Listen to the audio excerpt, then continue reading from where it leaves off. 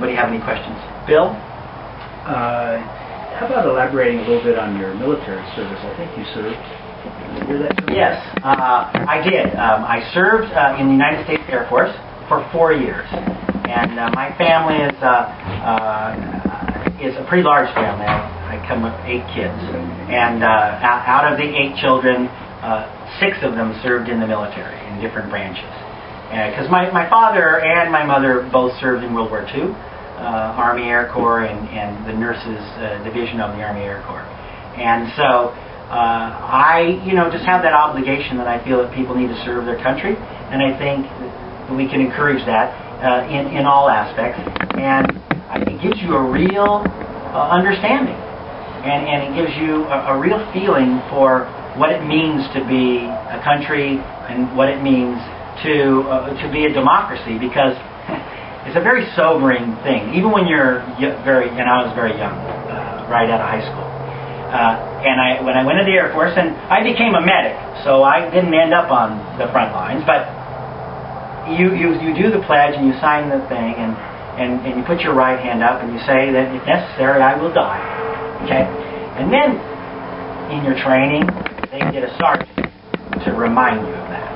And they stand up, and it's very sobering when they say, you signed that paper, and we just want to let you know, and I want you to know for sure what it means. It means if we say go there and you might die, you're going to go there and die for your country. And people have asked me about my flag pin, and it's part of the uniform for politicians to wear a flag pin, and it's not a bad thing because it should remind them what their job is, and that's to work for the people of this country.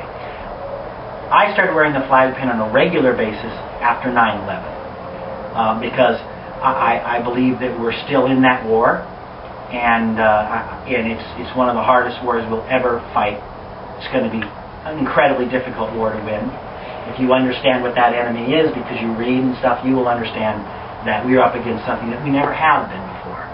But I wear the pin since 9/11 because not only did a lot of citizens die for their country that day, innocent citizens that didn't know that they were going to be called upon to make that sacrifice, but since then, every day, somewhere in the world, someone who volunteered one day, probably when they're quite young, is going to die for you. They're going to die for you in this country. Every day. Almost every day. And that's a sobering fact. And that's why I wear the pin. And this is a very small token to be able to remind myself every day when I put it on, and people that see it. So it's not a political thing. It really is more about freedom for our country. And so, I served for 4 years. It was actually right after the Vietnam War was finished. My oldest brother was in Vietnam. My second oldest brother was not sent because they passed a law that you don't put brothers in a combat zone together because of the 5 brothers that died in World War II on the transport ship. I don't remember their name. Solomon. Thank you. That's the reason. But the war finished, thank goodness, and I was served in a fairly segment of peacetime for those 4 years. So it was a good experience, and I admire anybody who has served and anybody who makes that sacrifice, and their families. On my website, I did a speech that kind of says it probably more eloquently than I can here in this living room right now on TV, but at Veterans Plaza.